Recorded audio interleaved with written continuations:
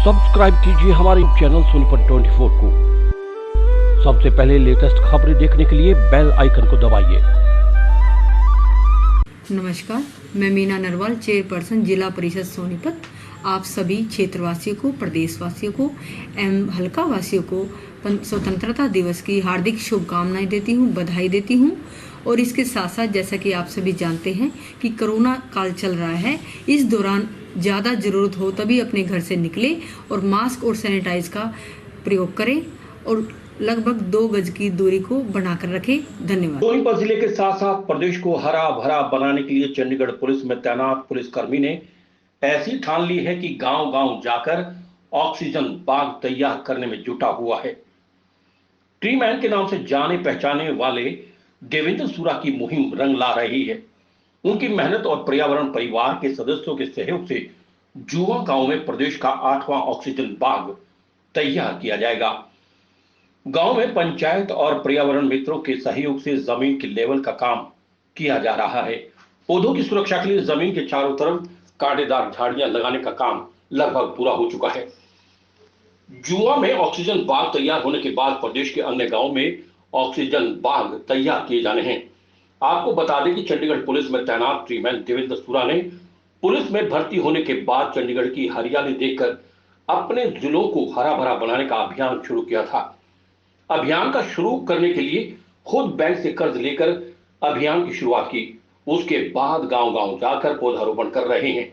उनकी टीम में 10,000 से ज्यादा पर्यावरण मित्र जुट चुके हैं, जो अपने अपने गांव में देवेंद्र के सहयोग से पौधे रोपित करने में जुटे हुए हैं। देवेंद्र ने बताया कि उन्होंने पर्यावरण मित्रों के सहयोग से शहरी और ग्रामीण क्षेत्रों में हजारों की संख्या में अलग अलग तरह के पौधे रोपित किए हैं, जो आज पेड़ का रूप लेकर छाया और ऑक्सीजन दे रहे हैं। पर्यावरण मित्रों के सहयोग से पौधारोपण अभियान को जन आंदोलन की रूपरेखा की तर्ज पर तैयार किया गया है। सोनीपत 24 के लिए रमेश कुमार की रिपोर्ट।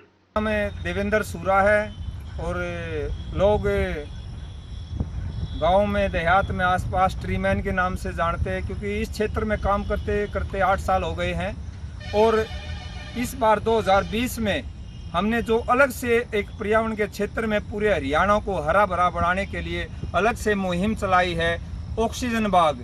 ऑक्सीजन बाग से हमारा अभिप्राय है, लोगों ने फलों के और औषधियों के बाग तो देखे होंगे, लेकिन ऑक्सीजन बाग पहली बार 2020 में पर्यावरण मित्रों के सहयोग से पूरे हरियाणा में लगाए जा रहे हैं। पहला ऑक्सीजन बाग दादरी में लगा था, चरखी दादरी में लगा था, चंदेनी गांव में। इस तरह से आगे बढ़ते बढ़ते 7 ऑक्सीजन बाग अब तक लग चुके हैं और आज 8वां ऑक्सीजन बाग जुआ गांव में लगने की बड़ी तैयारी चल रही है जोर शोर से, क्योंकि उसमें ज्यादातर वो वृक्ष लगाए जाएंगे जो भारतीय प्रजाति के वृक्ष, बड़, पीपल, नीम, गुल्लर है। जो जैसे इसमें ऑक्सीजन बाग से हमारा अभिप्राय है जो पक्षियों के लिए भी और मनुष्य के लिए भी, पशुओं के लिए भी, जो एक संतुलन का काम करता है, जहाँ ऑक्सीजन की मात्रा ज़्यादा होती है और पक्षियों के लिए भोजन की व्यवस्था ज़्यादा होती है।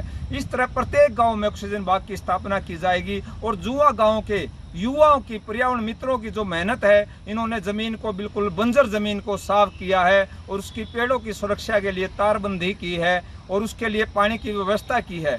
इस तरह पूरे प्रदेश में एक मुहिम चलेगी, जोर शोर से ऑक्सीजन बाग की स्थापना की जाएगी। इसके बाद बड़ी गाँव में ऑक्सीजन बाग बनाया जाएगा। इस तरह जुआ गाँव में के आसपास के गांव के लिए एक जुआ गांव प्रेरणा का स्रोत बनेगा, क्योंकि जुआ गांव में पहले ही प्राचीन बुजुर्ग बताते हैं, यहाँ नहर के ऊपर जो वृक्ष होते थे वो काफ़ी लोगों को प्रभावित करते थे। इस तरह से प्रत्येक गांव में इस तरह के ऑक्सीजन बाग बनाए जाएंगे और इस तरह हम पूरे हरियाणा को हरा भरा बना सकते हैं, क्योंकि इस तरह से हम अपनी प्रकृति को बचा सकते हैं। जुआ में 1 एकड़ में ऑक्सीजन बाग तैयार किया जा रहा है। ट्रीमैन देवेंद्र सूरा और उनकी जनता नर्सरी से यहाँ पर विभिन्न प्रकार के पौधे रोपित किए जाएंगे। गांव जुआ के सरपंच और गांव जुआ के युवा साथियों के सहयोग से ये 1 एकड़ जमीन तैयार की गई है, जिसमें ऑक्सीजन बाग लगेगा। सरपंच पंचायत की तरफ से कांटेदार तार और पोल लगाए गए हैं। उन सभी ने हमारा सहयोग किया है, जिससे गांव में ऑक्सीजन बाग तैयार होगा।